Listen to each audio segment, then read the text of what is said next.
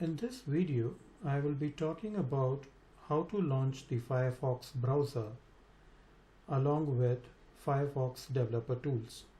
These developer tools are bundled along with the browser and are known to be very useful for developers as well as testers to debug and to do their own analysis during testing, including some performance testing. Let's see how.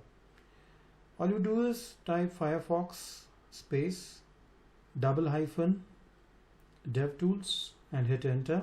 Once you see a few lines, you should be able to see that the Firefox browser launches along with the Firefox development tools at the bottom.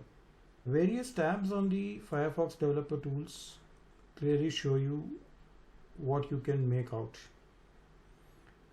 of your website under test, whether it is performance or debugging or whatever that is. If you like this video, please click on subscribe for more updates on Linux basic commands. Thank you.